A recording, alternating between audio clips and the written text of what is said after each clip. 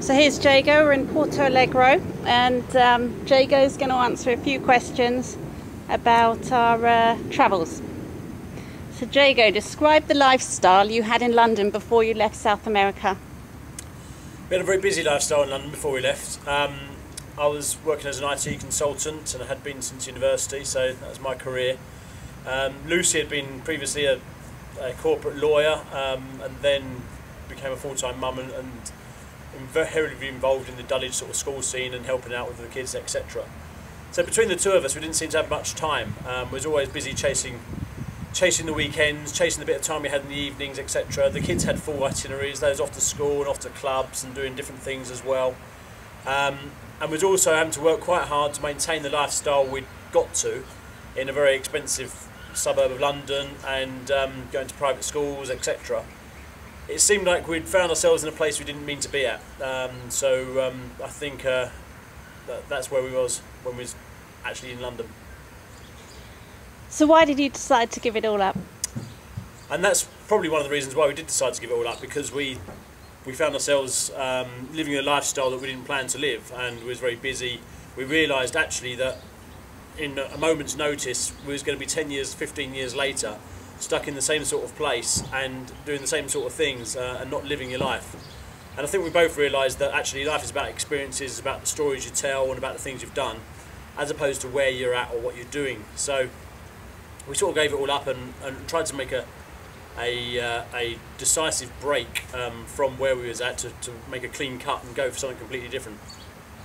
So Jago, not only this trip, but also I know that you did the Dakar Rally. Was that all a reaction to sort of midlife, time running out, getting older? In a way, I think it was. I was aware that I was coming into my 40s and you know, you've only got so much time to do the big adventures. I wanted to do the Dakar Rally as a really big adventure in my life. I'd only started off-road motorbiking a few years before, 3 or 4 years before, and I thought that would be a great goal to aim for. And that's really what inspired the rest of the trip as well. So the trip worked off the back of that around the rest of South America, and it seemed like a logical thing to make a break then and to carry on travelling after the Dakar. So for you, what were the hardest things to leave behind? Well, the hardest things to leave behind was probably just friends and family. Everything else was easy. Actual process of packing up your life and getting everything sorted out was very difficult. Obviously, your life gets so involved, not only with all your sort of financial details and all your banks and cards and mobile phones and bills and things like that, all the admin. That's difficult and boring enough, but also your day-to-day life, all your possessions and everything else. We eBayed loads and loads of items and got a surprising amount of money for it actually. It's great, did really help out. But even in the end we ran out of time. Due to our sort of busy lives that we were still leading, in the end we had 2 skip loads of basically household stuff and items that we couldn't eBay and couldn't get rid of fast enough. So we just had to do a literal house clearance into the skips. That was the easy part really. That wasn't hard to do sort of mentally. We didn't mind leaving all our stuff and let it all go. It was quite liberating. So describe what your venture entailed, like customising the truck and going on the road. Well, actually preparing for the adventure itself and getting everything ready for it was part of the fun as well, as part of the adventure I think, and that's what it entailed to us, was the whole experience of it. We bought the truck a year before, or 9 months before, and that was from the Czech Republic. We had to bring that back to England. We had the back cabin built in England, and that was all part of it, going up to see the cabin being built in Suffolk every month or every 2 months and making changes and seeing the progress of that, as well as all the other things about getting the rest of our life and things prepared to go. The actual planning of the trip around South America we left fairly loose. We didn't have too much of a strict itinerary. And that's worked to our advantage over here because we've had to make several changes along the way. And how has the experience made you feel like you've discovered your younger, adventurous self? Well, the experience has made us both younger, I think. Made us a little bit more carefree and to live in the moment and go with different things that that can happen day to day. We're less worried about making changes, and I think that's a good thing. When you get stuck in a familiar, comfortable position in your career, in your home, in your social circles, etc. It takes a lot to shake that up.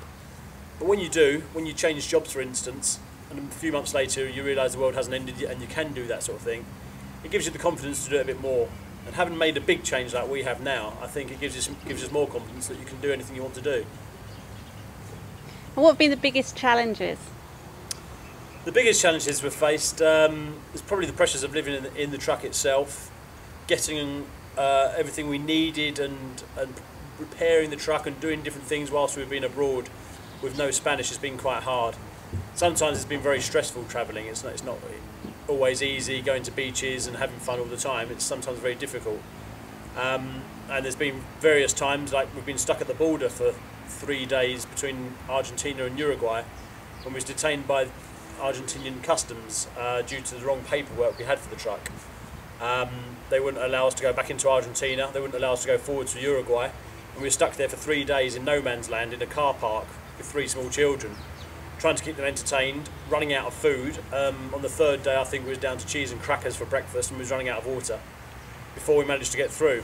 So things like that, now actually add to the experience and things, but at the time aren't always so great fun.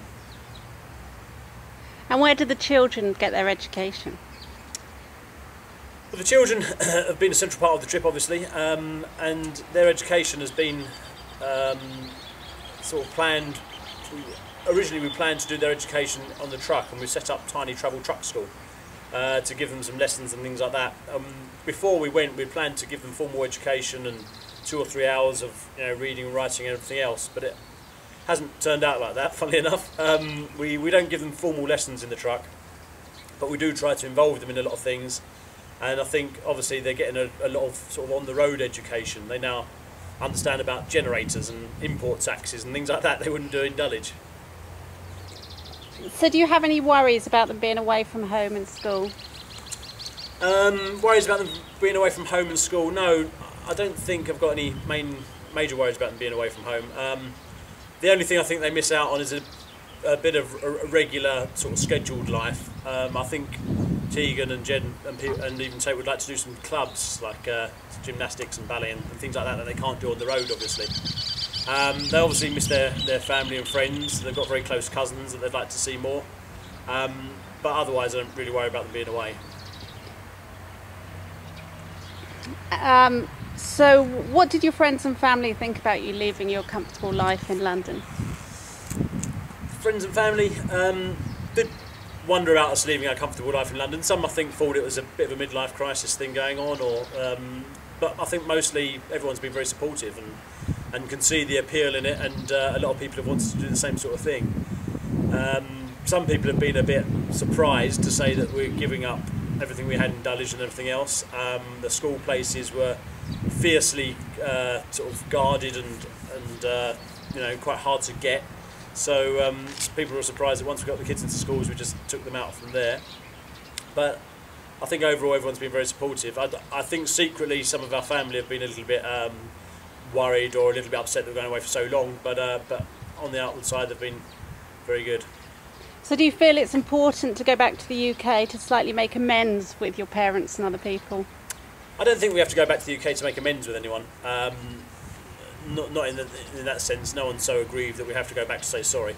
It's nice to go back and see everyone, of course, and see family and friends and things again. But on the whole, the relationships are very good. So what's been the most rewarding aspect of the trip? I think the most rewarding is basically getting out there and doing it and changing your life and showing that you can make the change. We've had obviously some fantastic experiences whilst we've been out here, and some really fun times. Things that we wouldn't do at home, like sandboarding the dunes and going on horse treks around farms in Brazil and things like that, have been brilliant. But overall, I think just the time that we've had together and the opportunities that that this gives us to do things. So how has it revitalised you? It revitalises you in different ways. I think it opens your mind to different possibilities. We've certainly seen lots of different ways of living out here and different ways of making a living. So it opens your mind to that sort of different things and different ways of things you can do in the future. Staying in the same job in the same house and everything else that you're used to at home doesn't help you do that, but getting out, seeing the world and meeting new people does. With the idea being that we don't need to earn sort of money we was earning before. We don't need to maintain the same lifestyle as we had before, just to earn enough now to get by, to sustain a more modest lifestyle, but a more fulfilling one. So has this trip also made you think about a career change and maybe not returning to corporate life in London? Yeah, I think so. I think the corporate life thing in London had sort of run its course for me, and I was thinking about a career change anyway. But having done the Dakar Rally, which was just the most amazing event and an awesome experience for me, has given us new opportunities. We're touring around now, we're getting so much more knowledge and learning things every day. We're putting all this down into journals and making notes as we go, with the idea of writing this up into some sort of handbook for other overlanders, to help other people do similar trips, etc. And we've also got the amazing truck behind us, which is fully prepped and going to be obviously road tested by the end of our trip. So we're looking to hire this truck out as well into different trips, maybe follow the Dakar Rally again, and other rallies around South America, or just for family trips for people who want to do something different.